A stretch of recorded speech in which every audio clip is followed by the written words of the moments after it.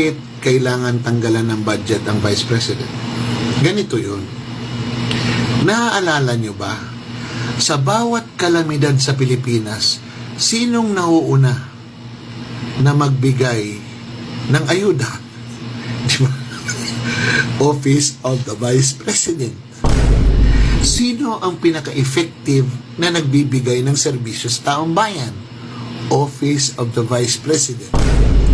Sino ang may mas malaking pondo para ipamigay sa taong bayan? Office of the President. Siyempre, di ba?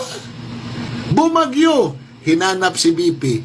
Hinanap ba ang presidente? Hindi. Sino naunang nagbigay ng ayuda?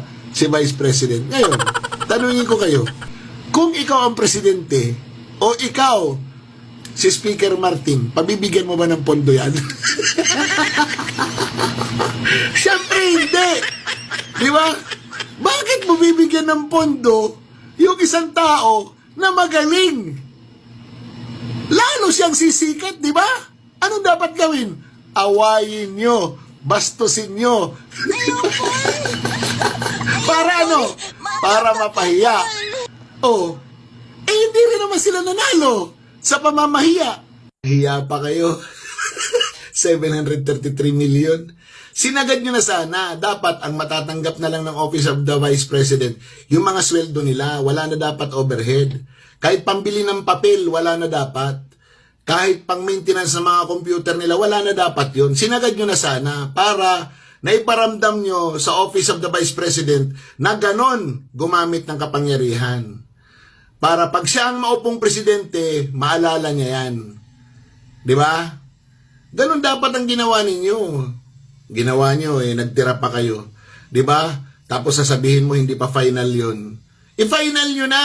Sina-challenge ko kayo. I-final nyo na. Gawin nyo ng lahat. Bakit? Dahil napahiya kayo, naka-ready kayong ipahiya yung Vice President tapos hindi kayo pinuntahan. Ano nangyari sa inyo? Nagmukha kayong lahat tanga. Ididemand nyo yung presence niya.